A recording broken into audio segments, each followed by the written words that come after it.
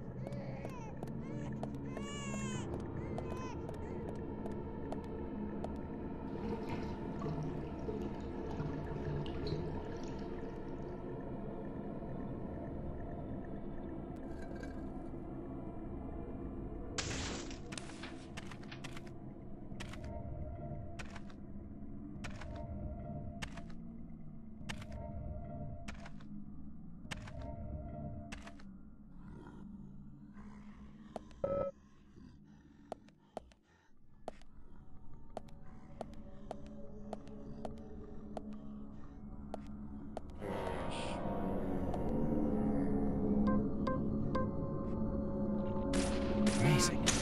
Yes.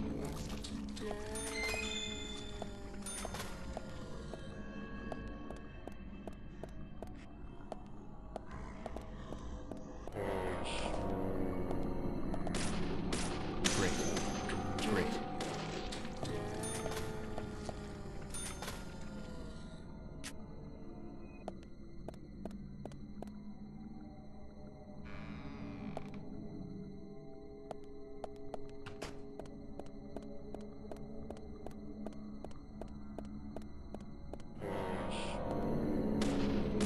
Nice shot.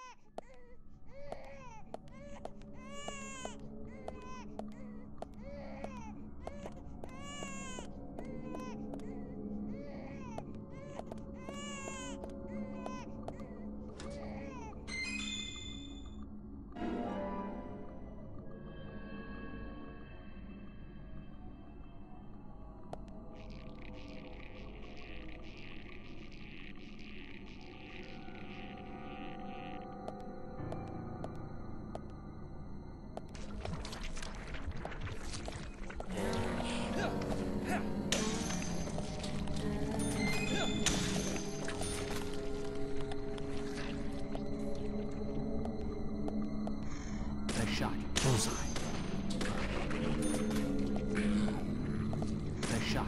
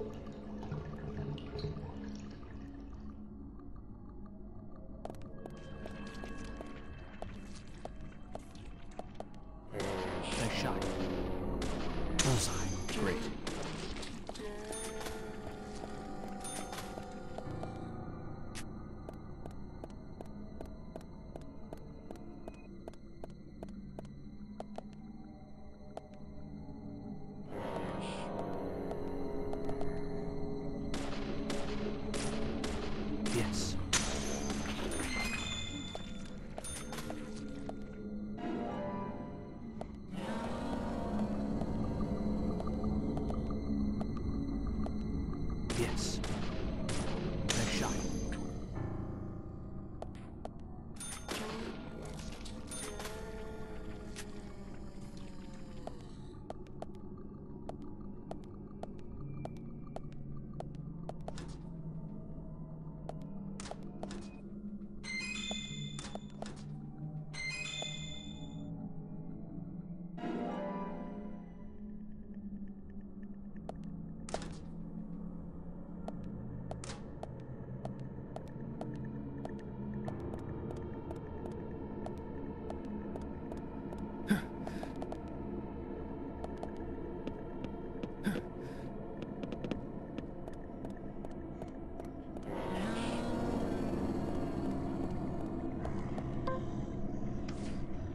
Bullseye.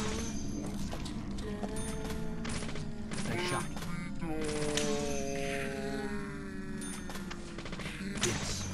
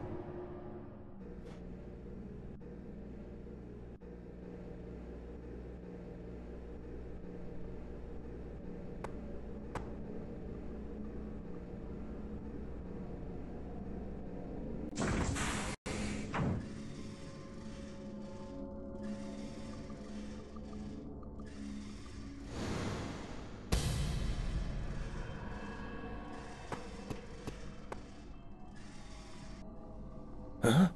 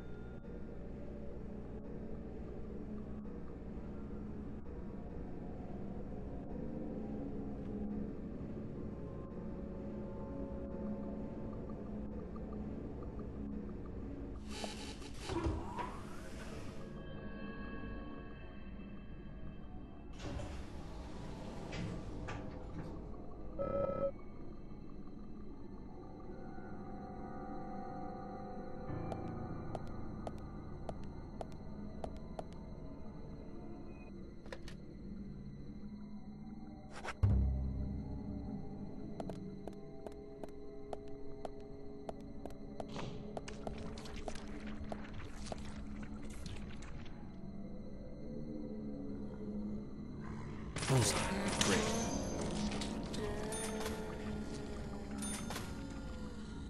Great.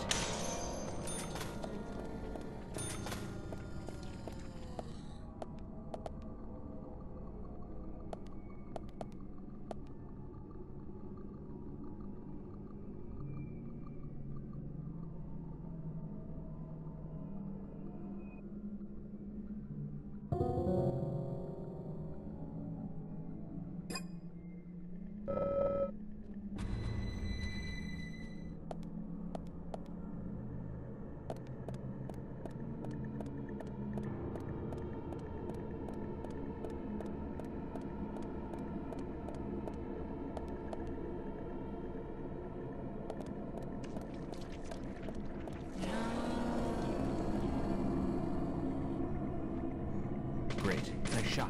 Great. Great.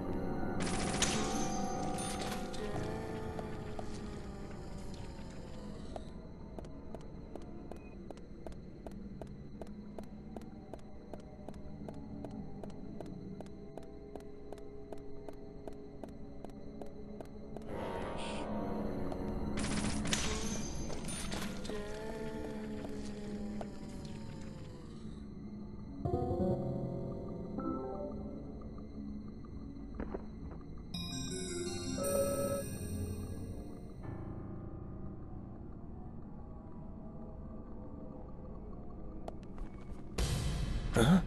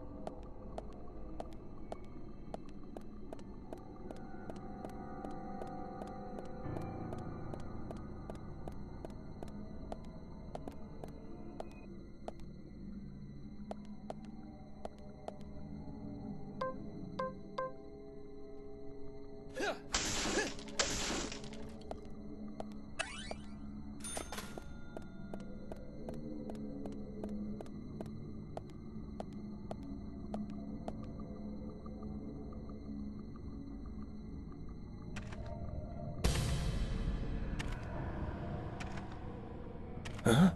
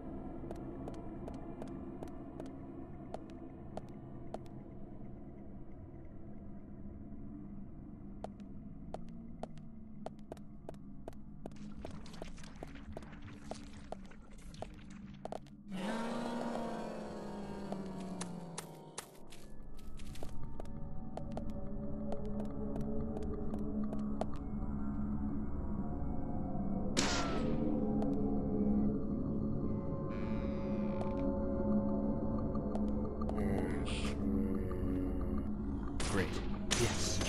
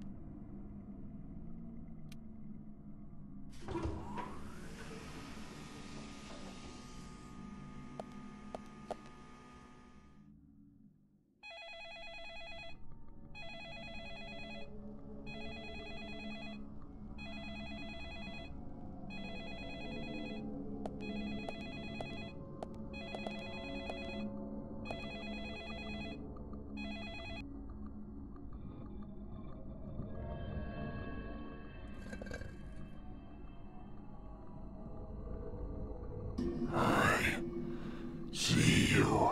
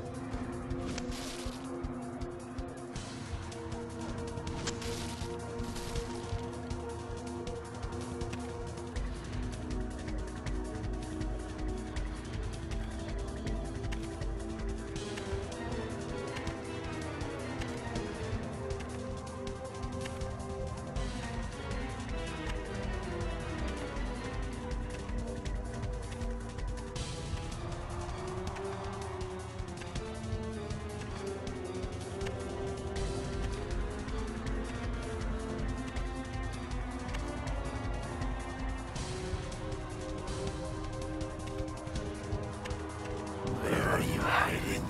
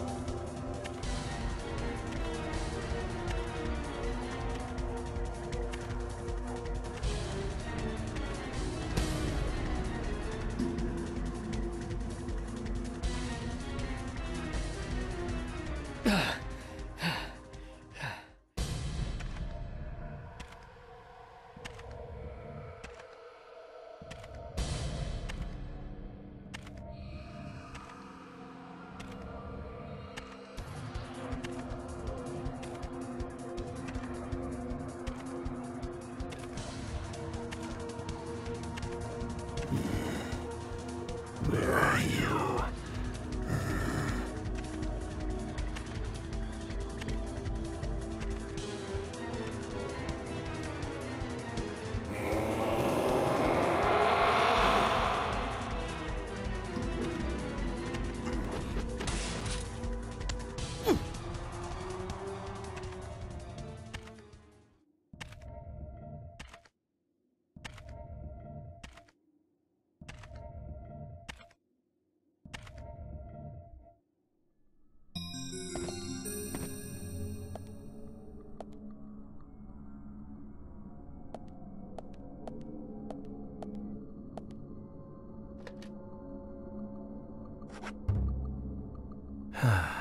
Zach, this is a waste of time. Let's go.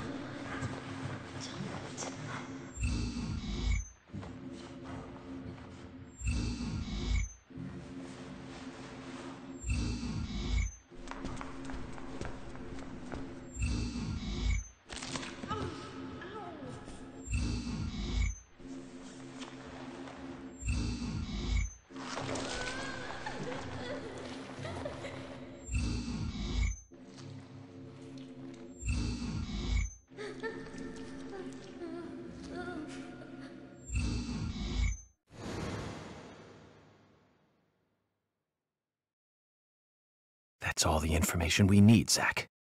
Let's go back and show them what we found.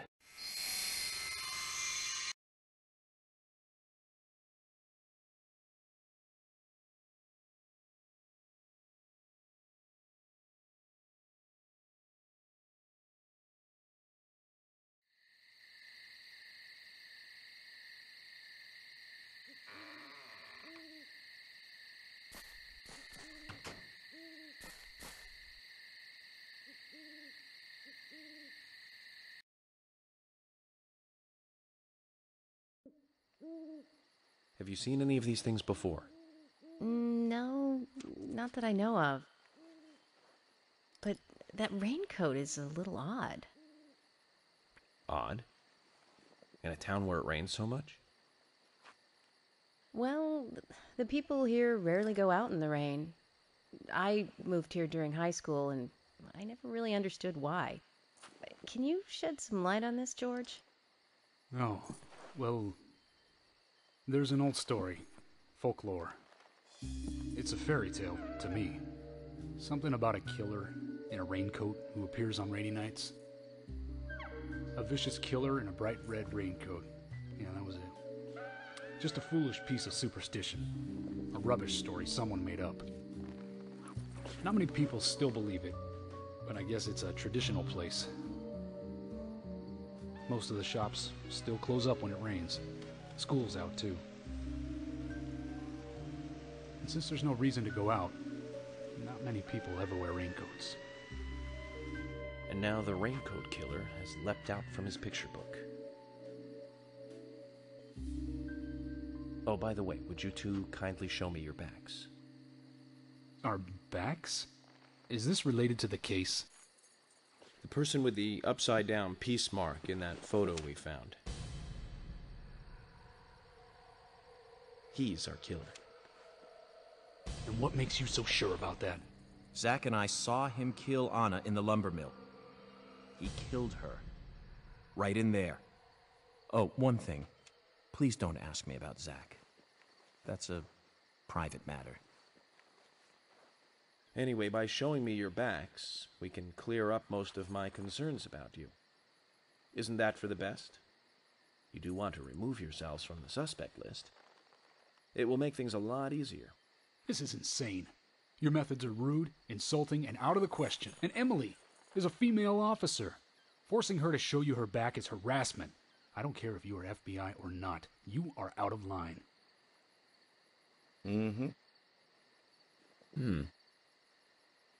George, it's okay. Let's just show him and get it over with. Emily, are you crazy? Look, we flash our backs and he'll start trusting us a little more. Right? Agent York?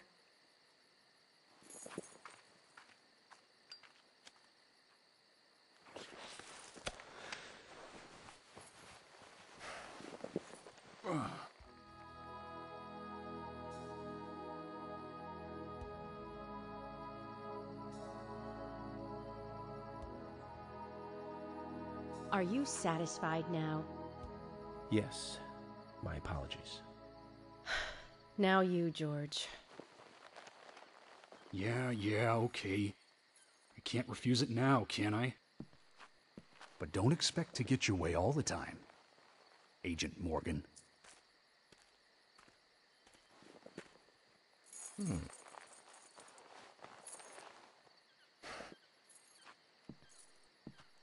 Huh? George!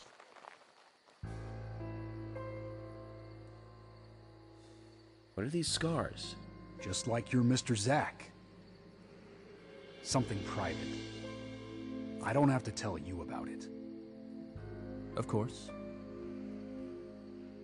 Just like Zach. We can understand that, right, Zach? Anyway, this will make things a lot easier from now on. I'm glad to say you're both pretty much off the hook. Thank you for your cooperation. If anyone is suspicious around here, it's him. He's the most suspicious. No, I don't think so. but he certainly is the most irritating. We've studied the crime scene. You know what we have to do next, Zach. George, can we arrange to have the townfolk gather in one place? There's some things I want to address with the townfolk. Very well. I'll arrange to have as many as possible gather in the community center tomorrow. Thank you, George.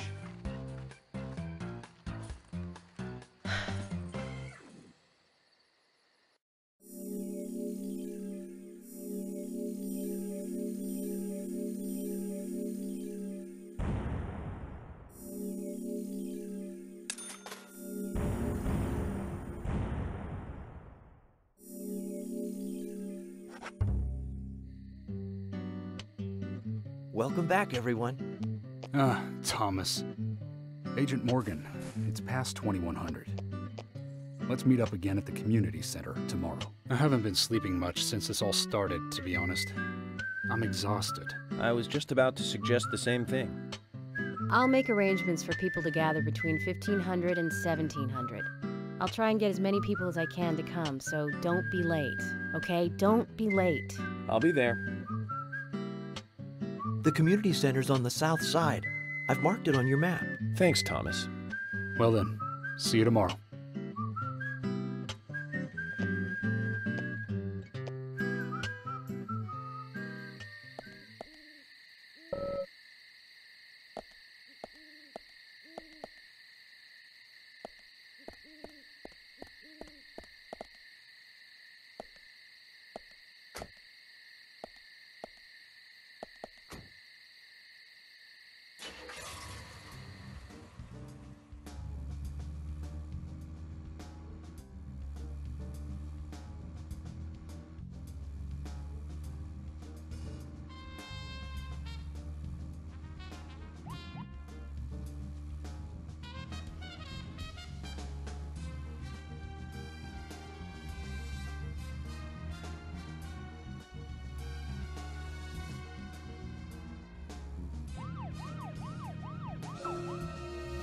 Speaking of 80s movies, one jewel in the rough springs to mind. Deadly Spawn. Do you remember that one, Zach? Back in '83, directed by Douglas McCown. Right, it was filmed pretty cheap, but still it was pretty good.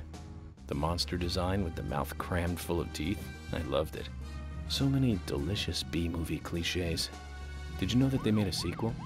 But I never got to see the sequel. The rental store didn't have it for some reason. They said the staff for the sequel was totally different from the original. Wonder how the sequel turned out. You know, the monster in that one responded to sound. Wait, Zach. Sounds a lot like the movie Tremors. I think that one was back in '89, directed by Ron Underwood. Now that was a great role for Kevin Bacon. Masterpiece.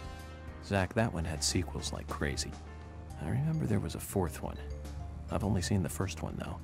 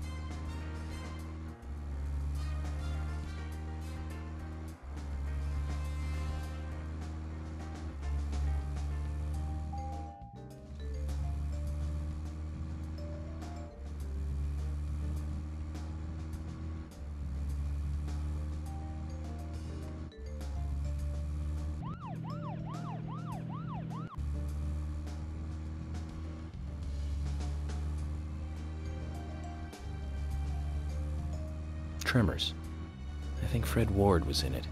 You say Fred Ward, and I say Remo Williams, The Adventure Begins. That one was back in '85, I think. Directed by Guy Hamilton. Guess Hamilton was aiming to start a series like 007, but it had no sequels. A real shame. Do you remember the martial arts they used in that film? Called Senanju? The ultimate in martial arts, using no weapons at all. Remo's Master Chun ran across water, remember? And he loved soap operas. Man, that was a good character. He was played by Joel Grey, the best supporting actor in Cabaret. Of course, in Remo, he had so much makeup on you couldn't tell.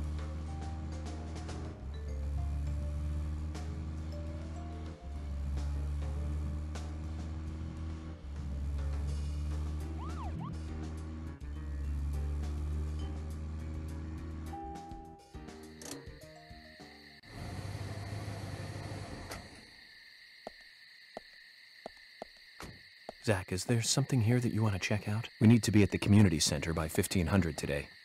Just think of talking in front of all those people. What do you think, Zach? It's...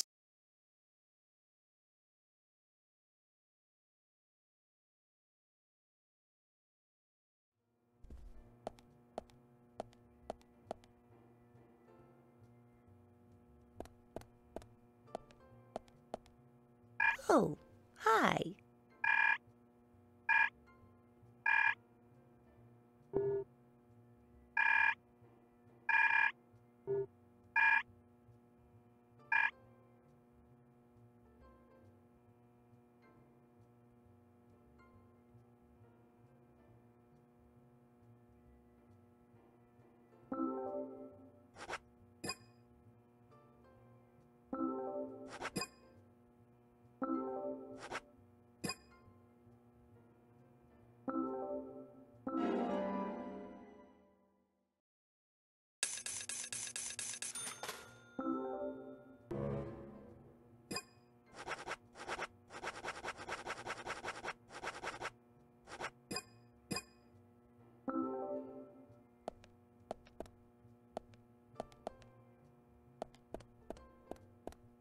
Oh, hi.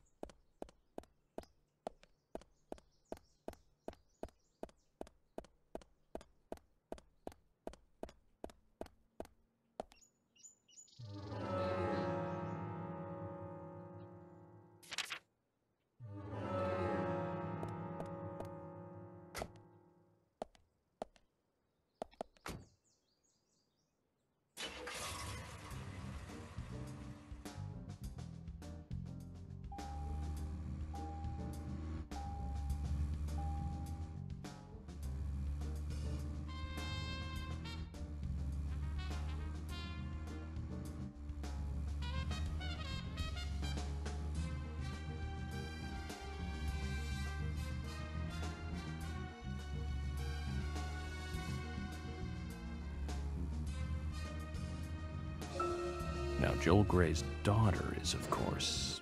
That's right, Jennifer Gray. You knew that, right, Zach? Jennifer Gray.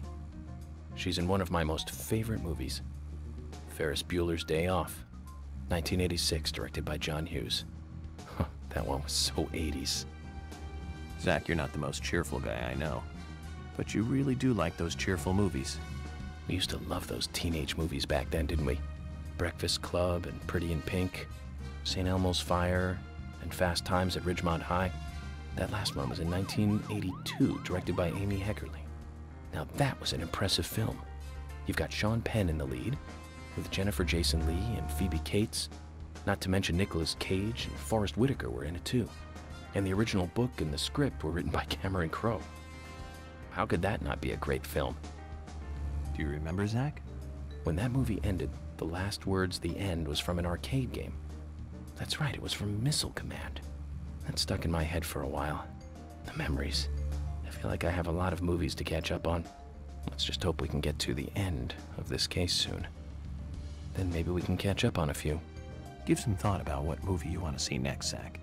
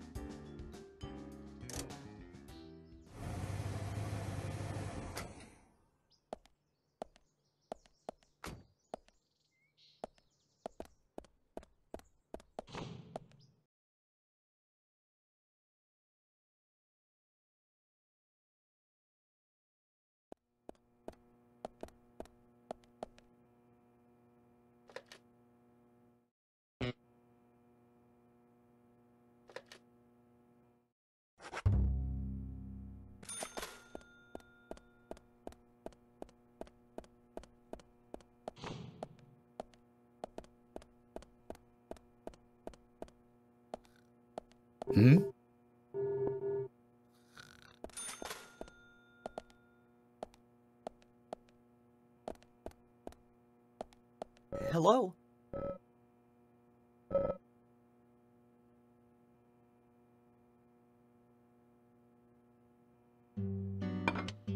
So, what exactly do you want to talk to everyone about? This case goes deeper than you think. The townfolk may have heard about the murder, but they don't understand it.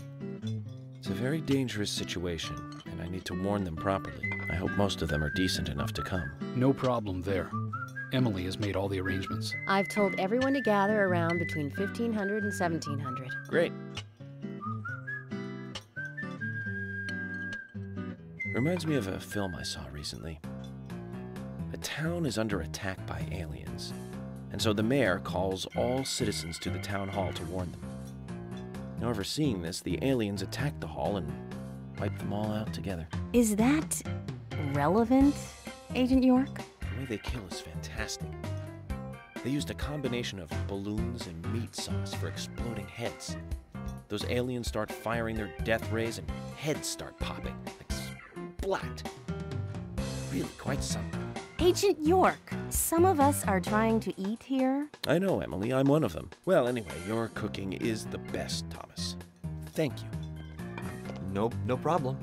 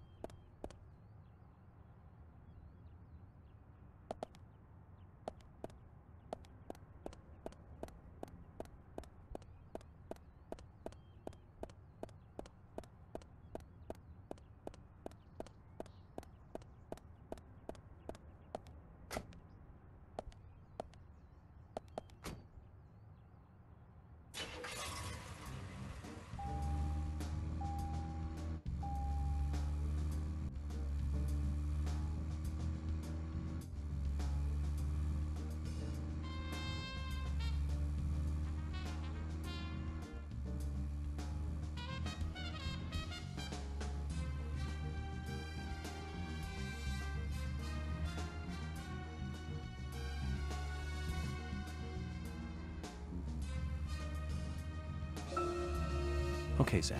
I've been thinking about what movie I'd like to watch next. And finally, I've made a decision. It's always hard to narrow it down just to one movie, but I've put a lot of thought into this, and I'm sure you'll agree with me. 1975.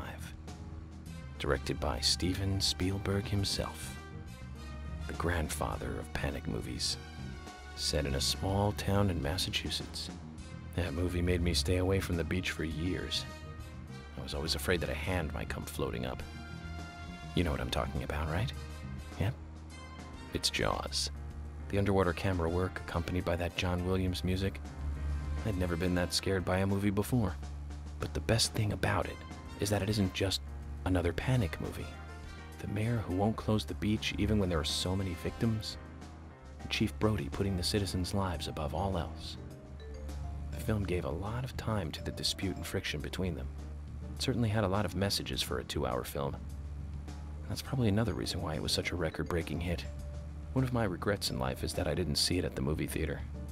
I guess I was still just a child back then. But still, I wanted to taste that terror in real time. That reminds me, Zach.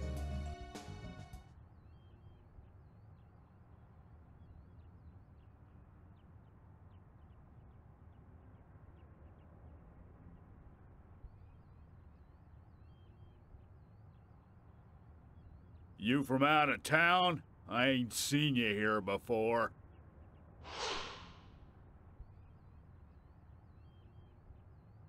I'm Francis York Morgan, FBI Special Agent.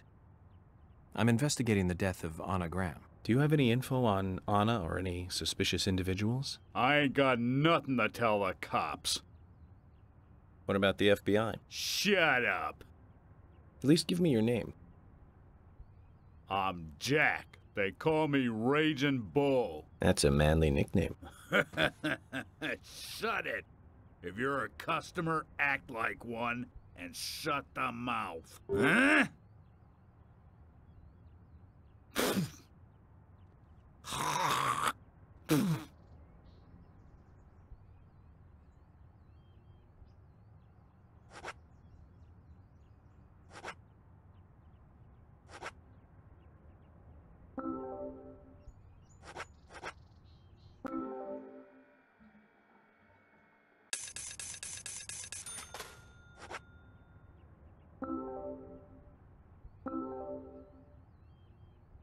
Jack, here's the Ben Franklin you wanted. Give it to me.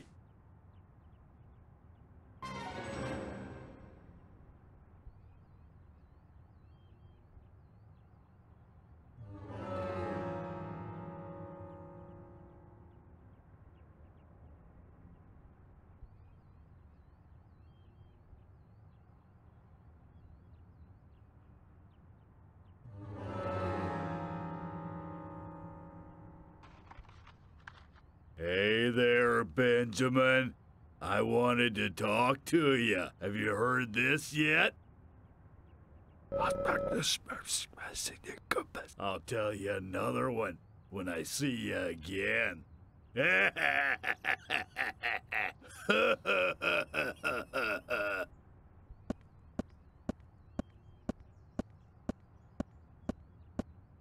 Zach, did you see that? It was as if we weren't here. I wonder what that was all about. Did it make sense to you?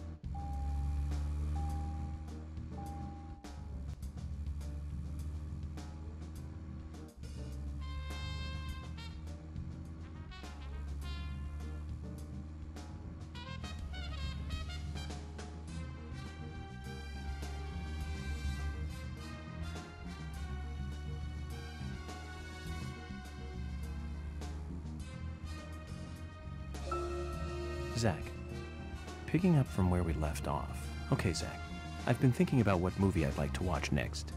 And finally, I've made a decision. It's always hard to narrow it down just to one movie, but I've put a lot of thought into this, and I'm sure you'll agree with me.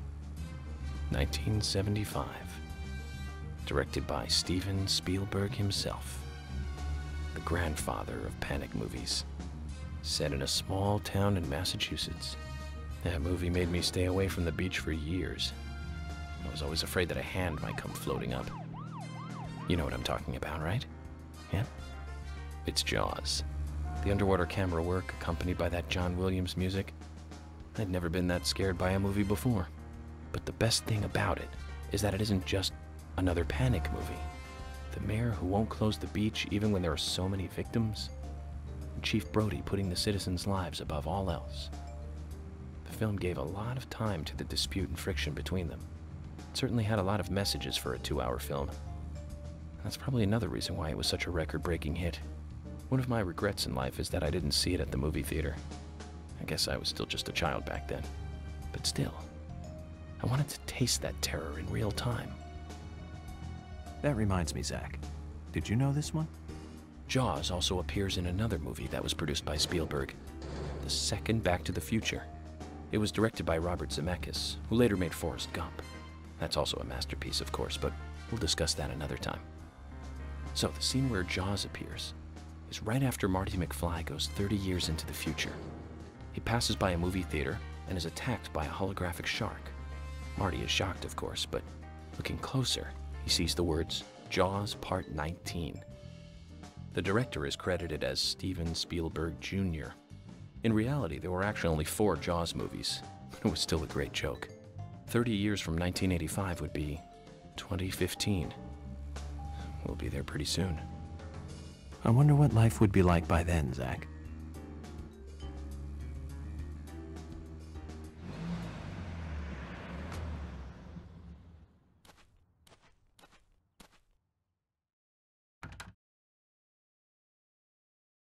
Zach, Emily arranged for people to come between 1500 and 1700. We can't do anything here right now. Let's come back at the right time.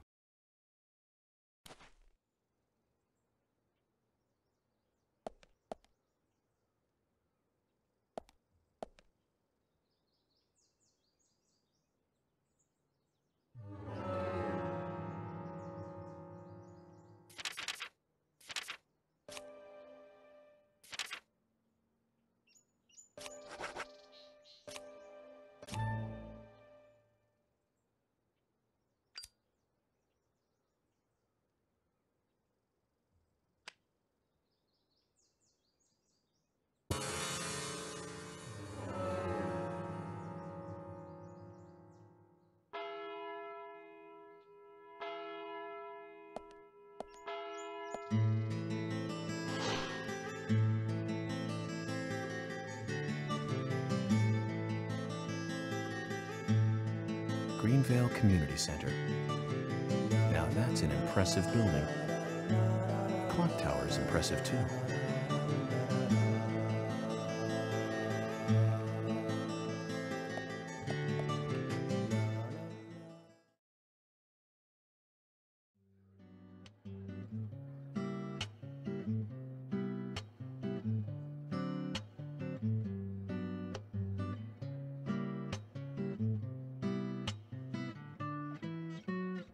Zach, I haven't been on stage like this since elementary school. I'm not some tree in the wind this time either. That was a tough role. I was a piece of scenery. Bright red tree. Thank you, all for coming today. Getting right down to business. Agent Morgan, from the Federal Bureau of Investigations, wishes to speak with you. Good afternoon. I'm Special Agent Francis York Morgan. Some of you are already aware by now of the tragic murder of Anna Graham. Truly a heinous, terrible crime. I've come to this town to solve the murder of this young, beautiful girl, and to bring the one responsible to justice.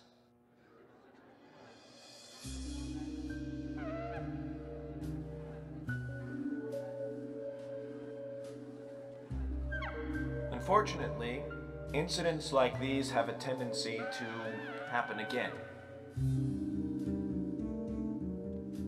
I asked to have you gathered here so I can share some advice in order to minimize the risk of further fatal incidents. Firstly, please, stay away from any dark, dangerous, isolated places. Those of you with children, especially of Anna's age, please, guide your children away from such places at all costs. Secondly, avoid going out when it is raining. Now, I've heard the folklore story of the raincoat killer. There is a chance that the murderer is mimicking the story. Women should also be especially careful. I would hate to see more victims.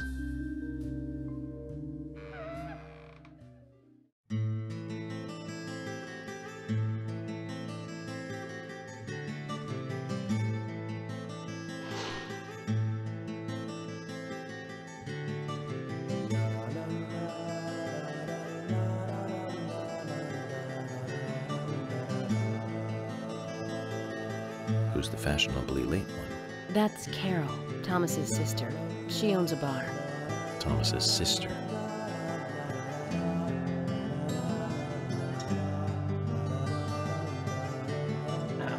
Excuse me.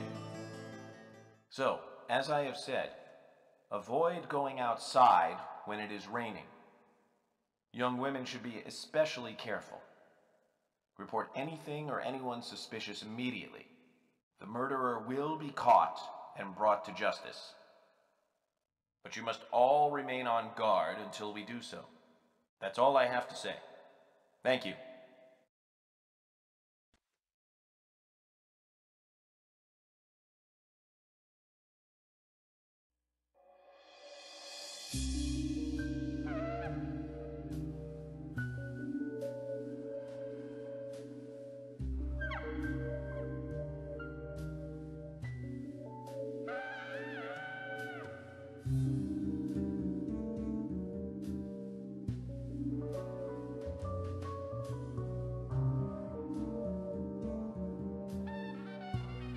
When paying for our sins, we must not frown. The loss of Anna was for that debt.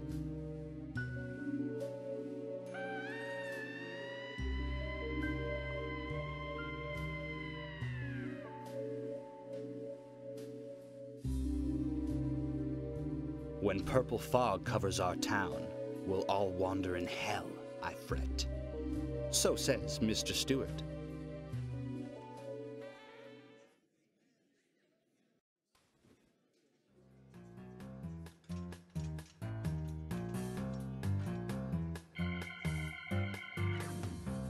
Sure knows how to steal thunder. Well then, Zach, let's ask some questions before all these guys leave.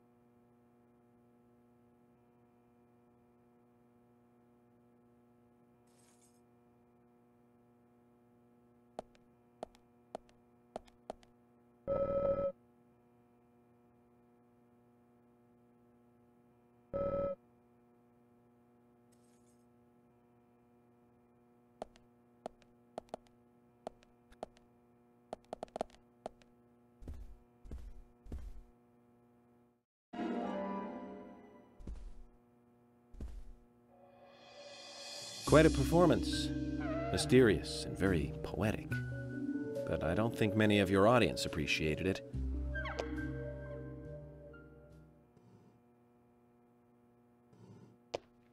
Mr. Francis York Morgan. The purple fog appears with rain, soiling and ruining our town. The evil does not drain. Find out why the town is soiled. Remove the source from which it boiled. Then and only then your case is solved. But for this to happen, to solve the crime, the proper must do the proper at the proper time. It is not yet mine, that is, Mr. Stewart's time, not mine. But if you, Mr. York, find the right timing to chat with me, that is, with Mr. Stewart, may that be. Informative and fruitful, you will see. So says Mr. Stewart. So, Harry, you know something. But there's some reason why you can't tell me yet. Is that what you're trying to say? Cut the poetic rubbish, Harry, and tell us what you know. We can force you to talk, you know.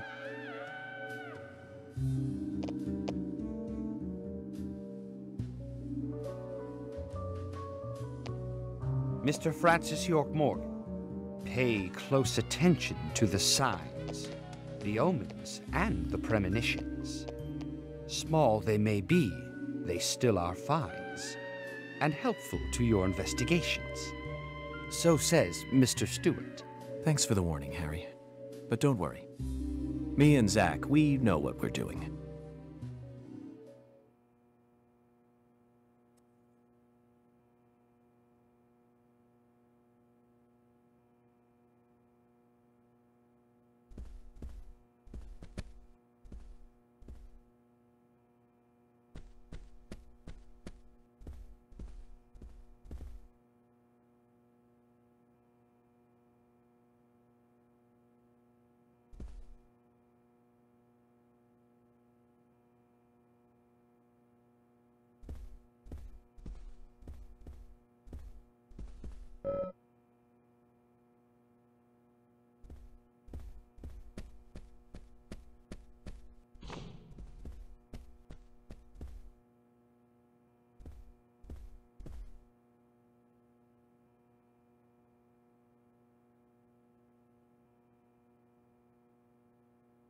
So you're the FBI agent, are you?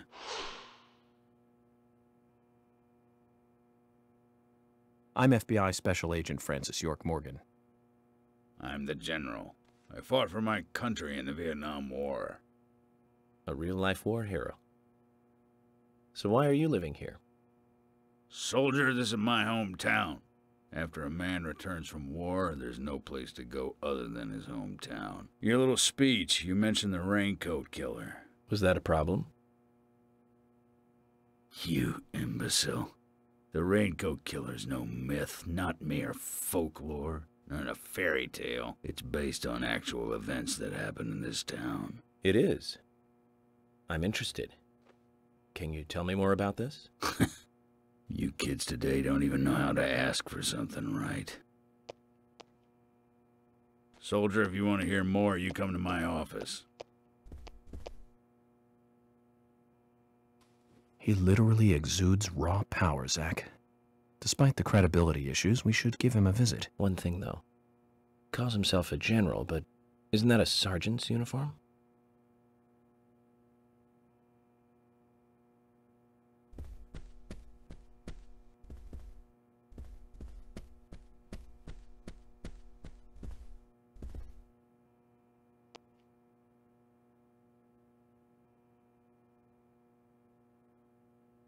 I'm FBI Special Agent Francis York Morgan. Please, call me York. Wesley, owner of the gun store called Panda Bear. People around here call me the gunsmith.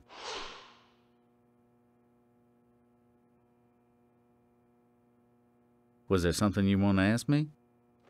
How do you make a living running a gun store in a place like this? I'd be worried because there can't be that many customers. Worry gives a small thing a big shadow. I do gunsmith work in my shop, too. If you got the skills, the customers find you. All you need is a network. I hope so.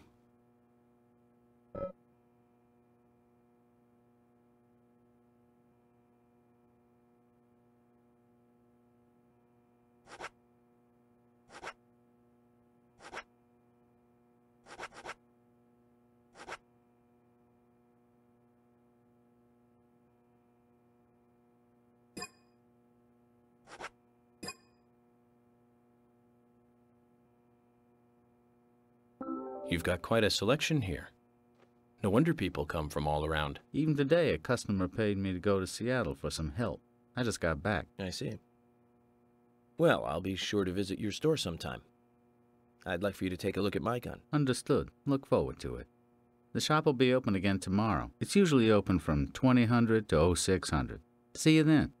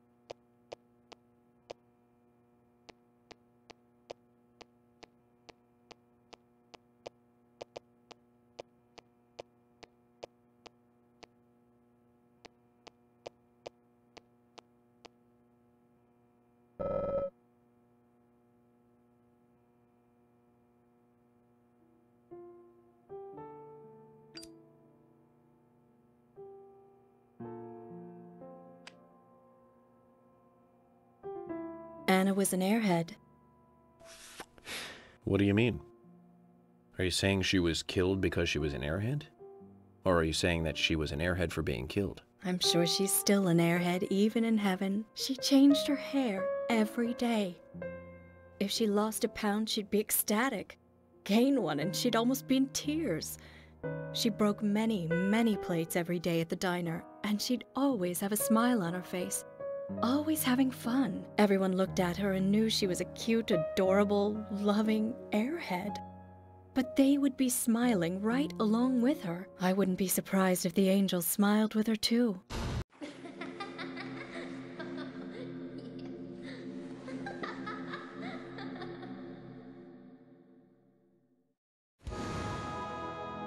Isaac and Isaiah said that Anna was a fairy of the forest, a goddess.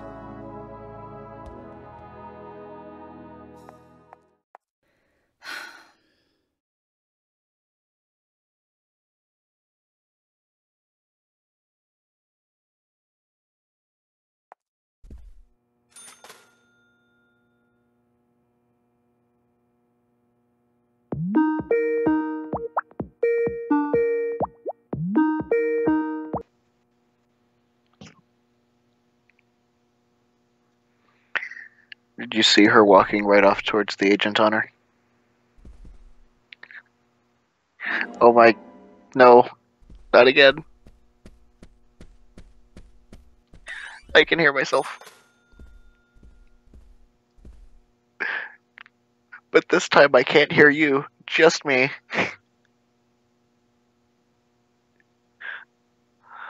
Oh no. What's happening here? I don't want to talk to myself.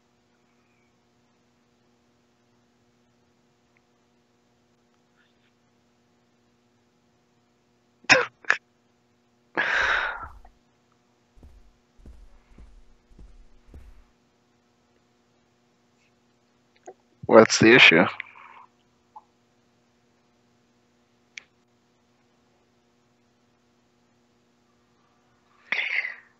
It's recording my what? Okay. Why?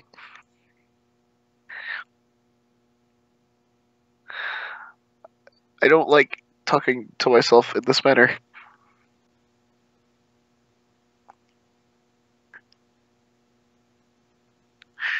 What if you do?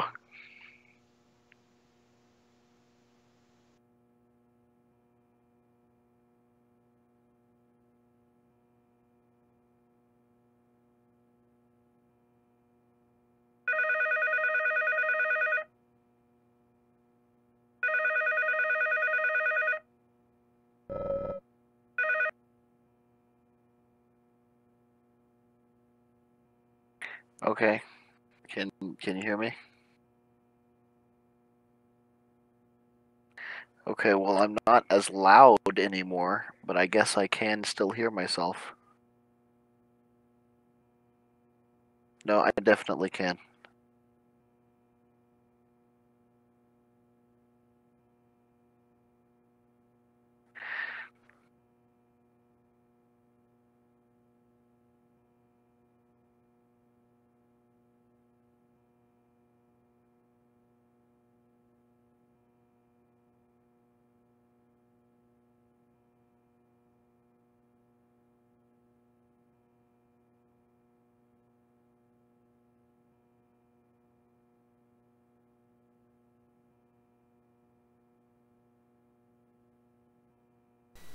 Mic auxiliary, settings, filters, audio filters, add.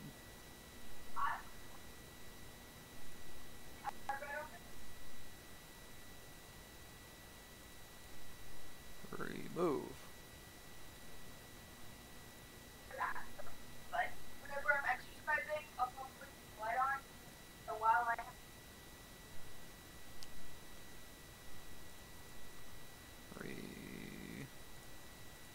Remove. That's not helping.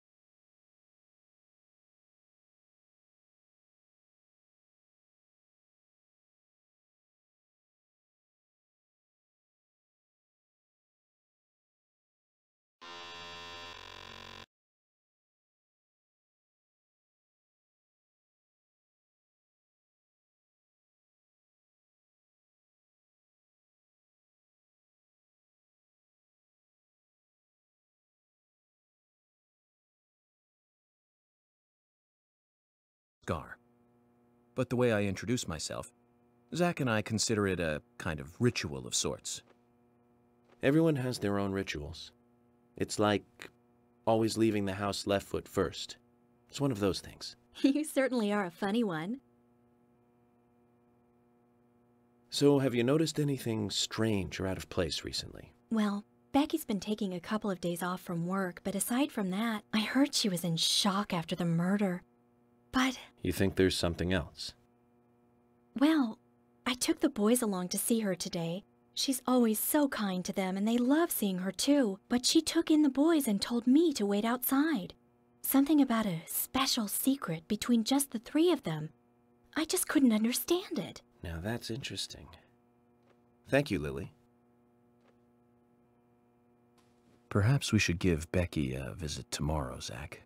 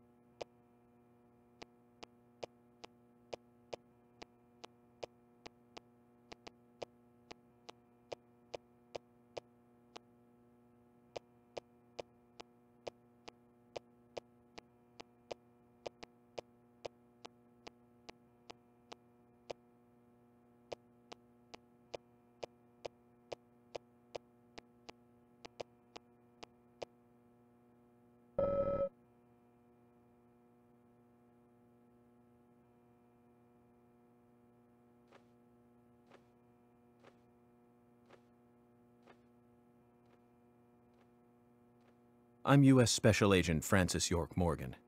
I presume you are the owner of the diner that Anna worked at? That's right.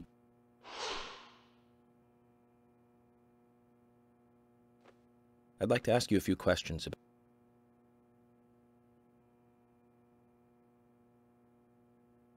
Well, not really. But there was...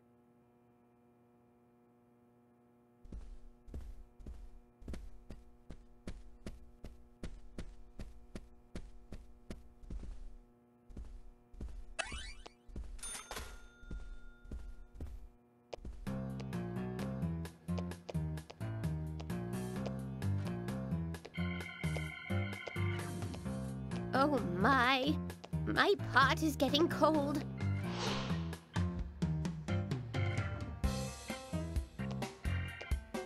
Hey, mister, my pot is getting cold. You are... who? What are you saying? I'm Sigourney. Sigourney. Sigourney. Okay. Now, what is the matter? Can you explain? No time for chatting. I need to hurry. My pot is getting colder. Oh, you're useless. Zach, we've met all sorts today, but really, she takes the cake. Amazing.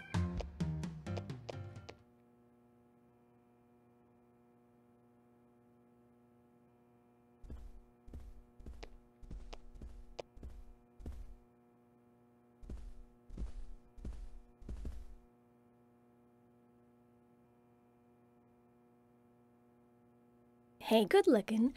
Nice speech.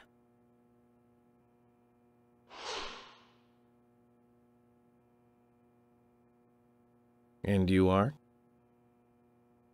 Oh, I'm Gina. I'm married to Jack. He runs the gas station. Call me the Rose. You look pretty revealing. Oh, this old thing. Oh, you should see some of my other clothes. You? Oh, now you are cool. That scar really is a turn-on. You should come to my station. I'll give you a little extra service. That would be great. I can't believe how expensive gasoline is nowadays. Some extra service would be great. Now, about my current case. Do you have any information on Anna? Have you seen anything suspicious? Oh, I don't know. Talk to my hubby about the difficult stuff, okay? This is getting us nowhere, Zach.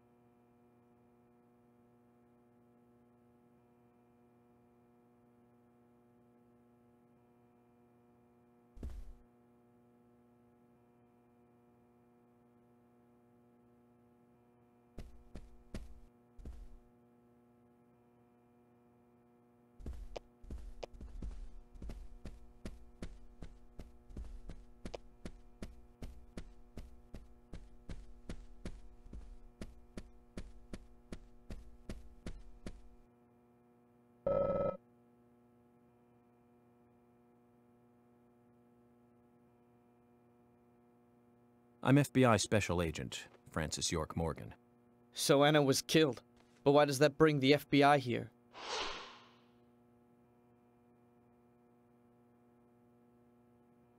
I have an interest in murder cases involving young women. Well, you know, man, this might just be another case to you. But it means the death of a friend to me. I don't want you taking this lightly like it's just another case. I never take anything of this nature lightly, I assure you. I'm here to apprehend the perpetrator who did this. Yeah, because local enforcement can't shine their own boots, right? Good point. You can't always count on the police now, can you? But that doesn't mean you're going to capture the perpetrator yourself. Quint. How do you know my name? I memorized the name of every citizen before arriving in town. I also know about you and your significant other. You mean Becky? Don't underestimate the FBI. We know and see everything. I'm sorry if I was a little harsh. I want to help, I do. Okay? Okay, Zach, I'll tell you how I knew his name. He's got a small Q on his hat. That was the only name beginning with Q that I could think of. He was even kind enough to tell us his girlfriend's name. I can read him like a book, Zach.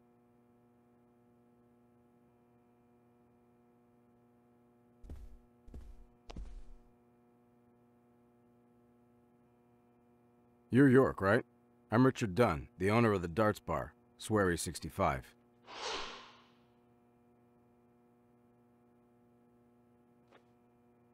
How'd you like the town? Oh, it's great. Aside from the murder that happened here. Yep.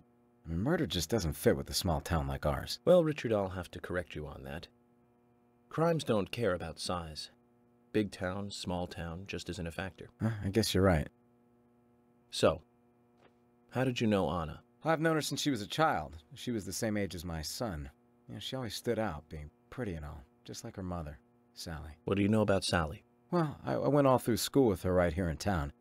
I never thought our children would be the same age. I don't see her here today. Ah, well, see, she lost her husband, and this time it's her daughter. She's at home right now, trying to make peace with it all. You seem to know a lot. How long have you been in love with her? Hey, don't go there. That scar of yours tells me you got your hands full too, right? Let's not dive into personal matters. It'll be better for you and me. You're right, Richard. Collecting gossip won't help with the matter at hand.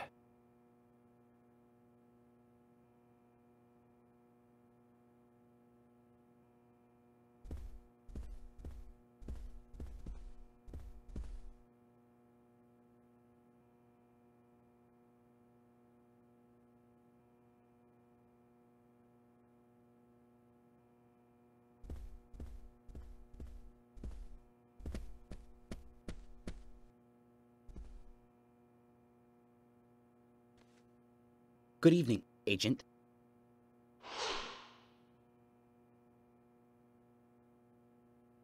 Good evening, Mr. Brian, the gravekeeper. Brian. Mr. Brian. I like the retro look.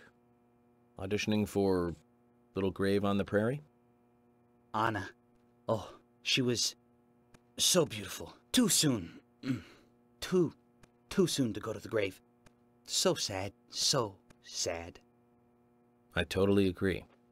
That's why I'm here, looking for the one who did it. Were you close to her? Anna, her smile, so warm. Anna, blonde hair, so bright.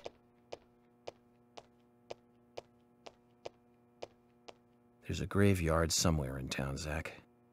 I'm not excited about the idea, but maybe we should at least check it out.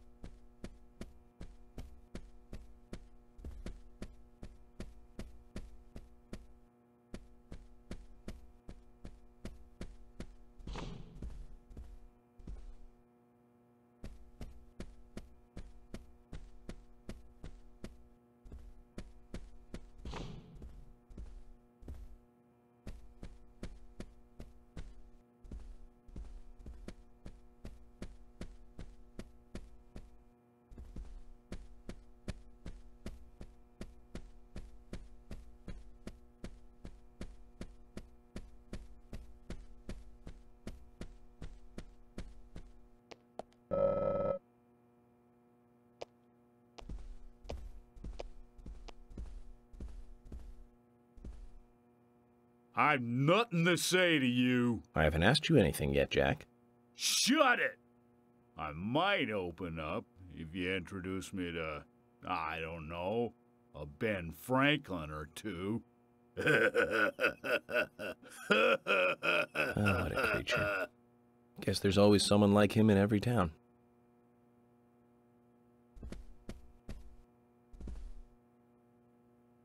Jim, thanks for your help in the forest.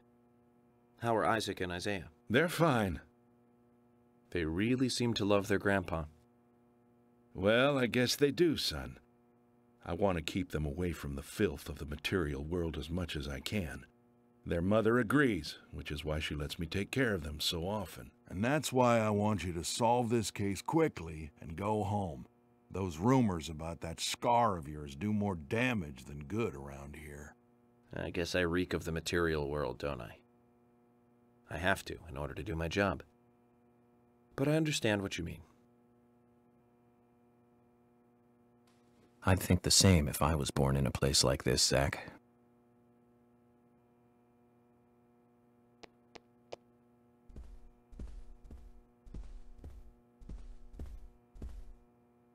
Mr. Morgan, you're quite an impressive public speaker. Really? Thank you, Polly. You reminded me a little of a play I saw when I was younger. What kind of play? I'm talking about back when this place was still called the Mercury Theater. When I was young, I used to come here often with my husband. God rest his soul. We'd come on the weekend to see the latest play. He'd always pretend to be uninterested, but I could tell he was excited inside. He was just one of those kind of guys, really, thinking about it now. Really, Polly? So what's your favorite play? Oh, well, I like so many.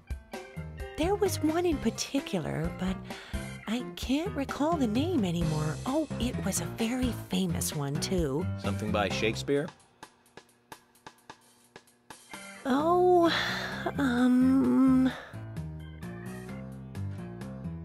no, nothing. One more bell that doesn't ring anymore. I've always been forgetful about the plays we used to see anyway. Oh, and my husband would get angry at me for forgetting what we saw. He'd go on for hours retelling what the play was about. His eyes were so sparkling, like a happy young boy. I see. So, what's your favorite play? Oh, I almost forgot, Mr. Morgan. We're going to have another guest soon. I have to get back and get things ready. Sorry for having to hurry away. I'll see you back at the hotel. Zach, I think she could embarrass the toughest of the FBI's interrogators. She successfully avoided answering my question, Zach. Amazing.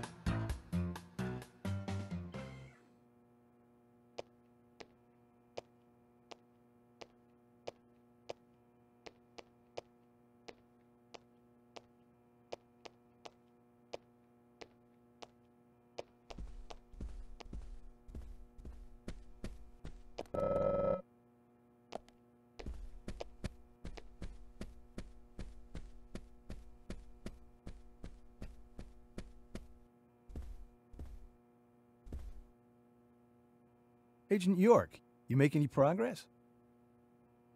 Of course, plenty. Tell me, Usha, when is Anna's funeral? That's still undecided. Sally isn't really in any condition to do it right now. Her mother? I don't see her here. Anna was her sole reason for living after her husband was deceased. Well, she's probably huddled up at home. And I should probably take some time to pay her a visit. Well, yes, you should. And I'd appreciate it if you could, too. But don't go too hard on her, okay?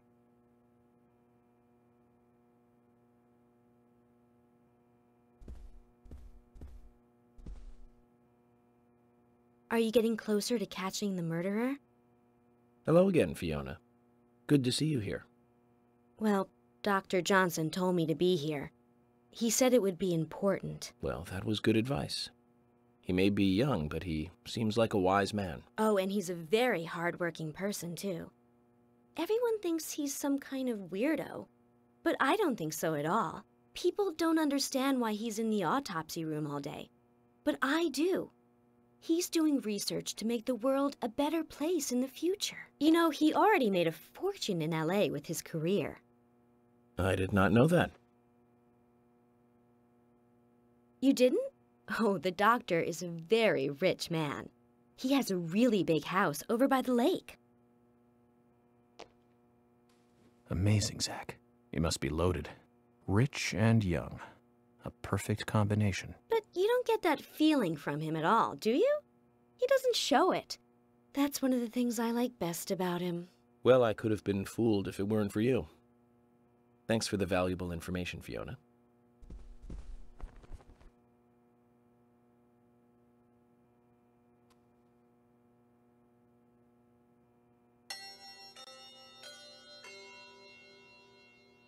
Agent Morgan? I'd like to let everyone go home now. Let's go outside.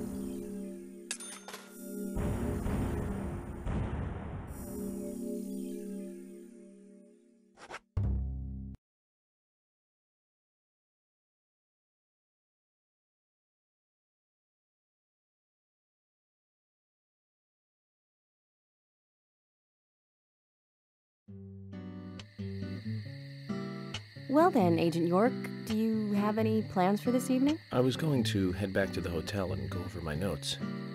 I need to contact HQ and give a progress report, too. Okay, then let's call it a day here. Sounds good. Contact my office when you finish your report. We'll pick you up tomorrow morning. Diane, the owner of the art gallery, should be back soon. All right, then. Let's do that. Hold on, Agent York. We're going out to eat at Nick's Diner. Would you like to come with us? The diner? That might be nice. Thomas is a great cook, but Nick is the real deal. No visit to Greenvale is complete without eating at the A&G. A very appealing proposition. Zach, what do you think? We can always go back to the hotel after eating dinner, or go directly back to the hotel. You decide, Zach. Mm-hmm.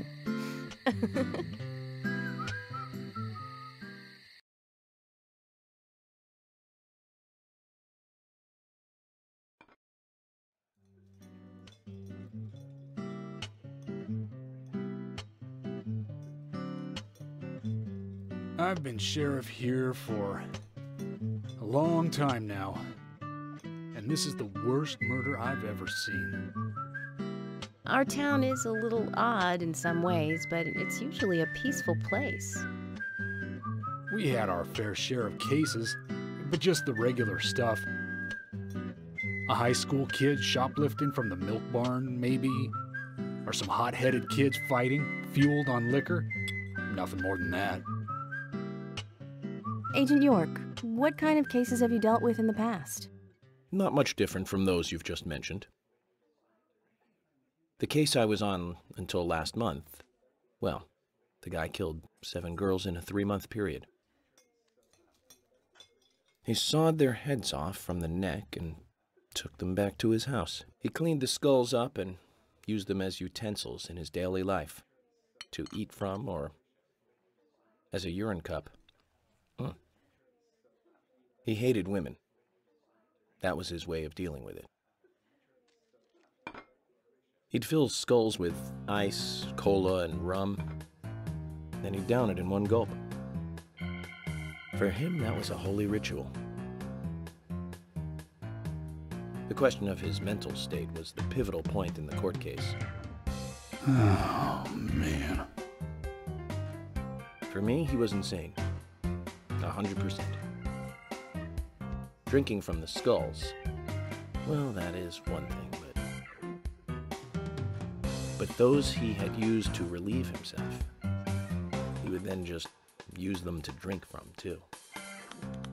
Yeah, that was too much for me. It's just not sanitary. Not sanitary. That's probably not the problem for most of us. What else? Ah, yes. An ingenious law school student raped over 800 victims. That was a nasty one.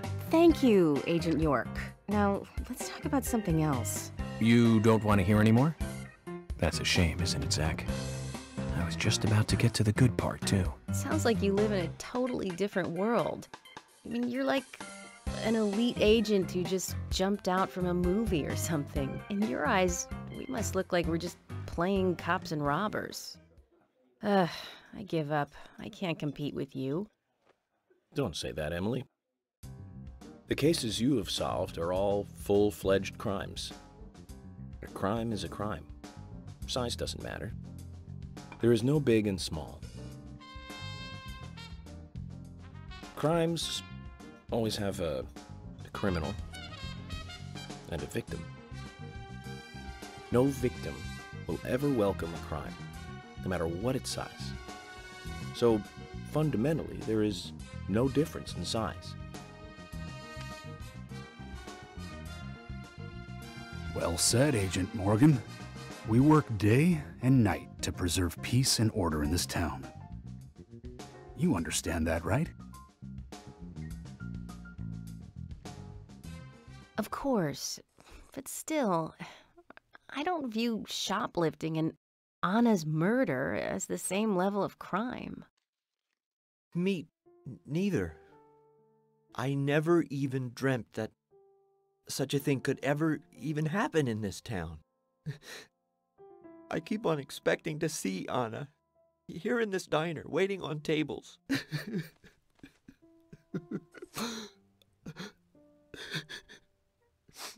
Excuse us, Agent Morgan. We should have made dinner a more uplifting experience. Let's call it a night. Okay. Good night, then.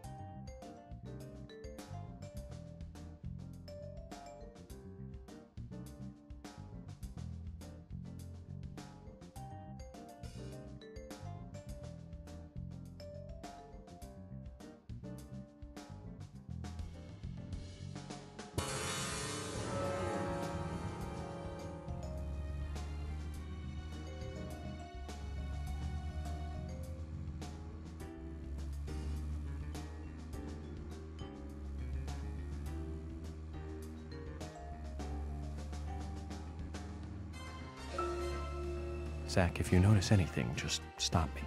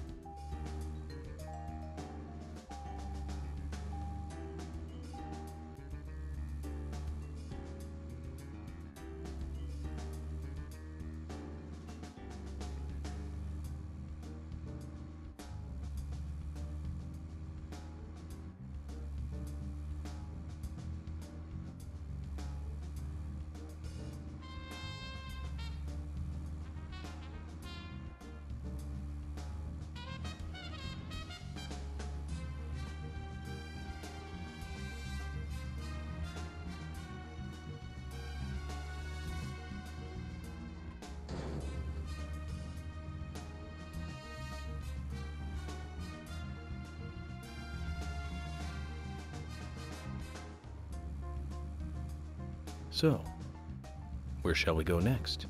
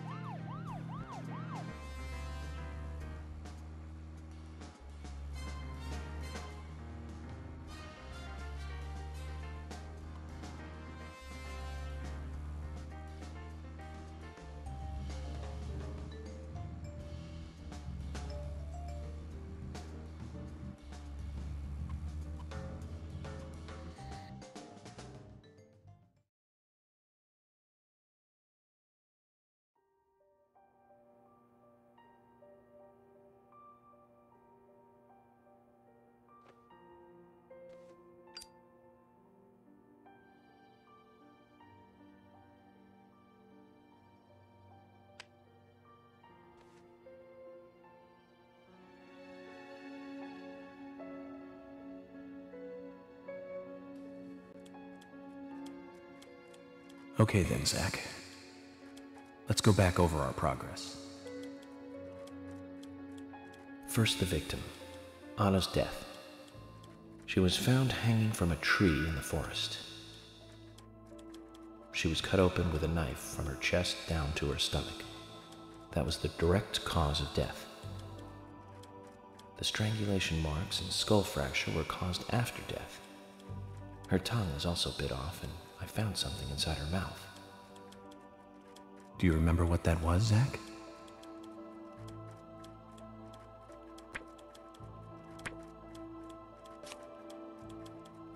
That's right. We found the same red seed in her mouth. According to Emily, it was raining when Anna was killed, but traces of tears were still evident on her face. Which means the perpetrator killed Anna under a roof in the lumber mill, and then carried her body into the woods after it stopped raining. We found numerous important pieces of evidence at the site of the crime, a total of 4 things.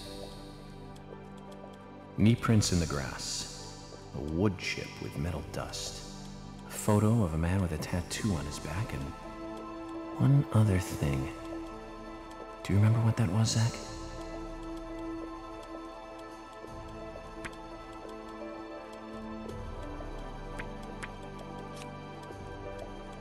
That's right, a broken stiletto heel. Aligning this with the other evidence suggests that 2 people came into contact with Anna's body prior to it being discovered by us. Those being the perpetrator who killed Anna and Miss Stiletto Heel. There is also the possibility that a 3rd party carried Anna to the woods. That means we could be dealing with 3 people. 2 or 3 people. In any case, Miss Stiletto Heel may have vital information. We need to find her next. We didn't use forensic methods, but we're still closing in on the criminal.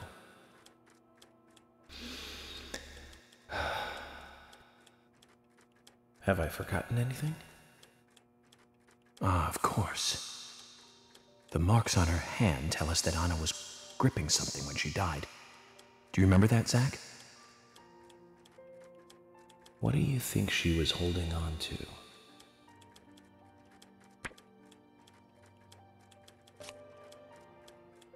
That's right. A round object. The marks on her hand suggest a peace mark. The man in the photo found in the woods had a tattoo of an upside-down peace mark on his back. These two could well be related. But we don't know for sure. Next, the townfolk. A few are worthy of special attention. Carol McLean, the singer and bar owner. She's Thomas's sister. Then there's Nick Cormack, the owner of the diner. Both of them seem to be hiding something. There's Diane, the owner of the art gallery, who is out of town. Then we have problematic, old, rich, and eccentric Harry. Both will be tough to crack. Well, we just have to go one by one. I've been thinking, one of the biggest rewards here is the fantastic food. Enjoying food is cultural, and yet it's also a bit uncivilized. It's interesting how good food motivates me to work harder during investigations. Oh, and on Emily's back, it was strange to me. Hey, don't take that the wrong way, Zach. I wasn't getting all excited or anything.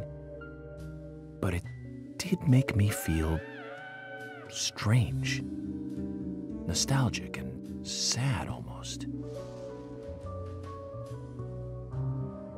It's starting to rain. I think this case may take a while.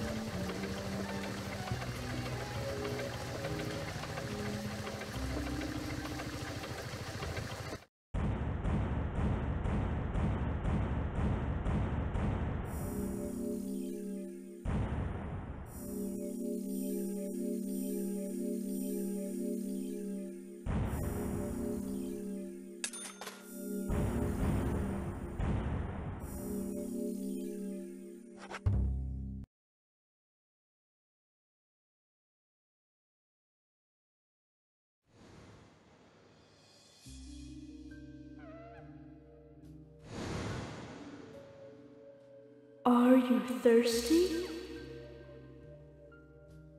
You must be very thirsty. You only take milk with your coffee?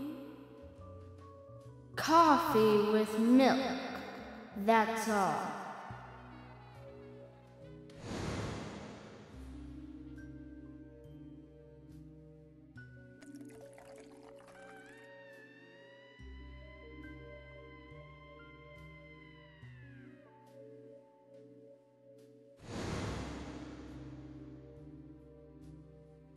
Who are you? My name is Becky.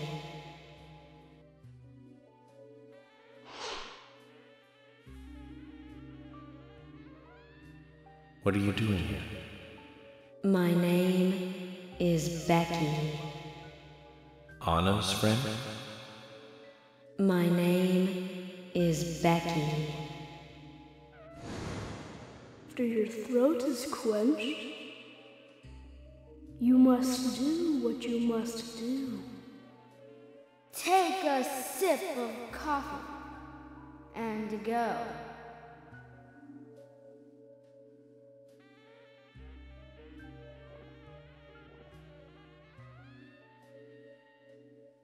Huh?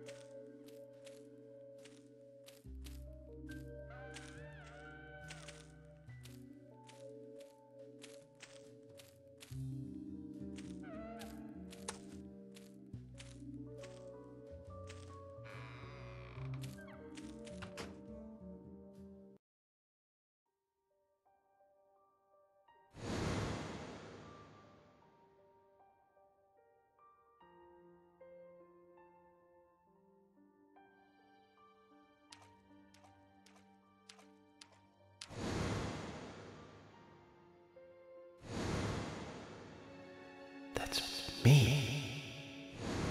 That's me when it happened.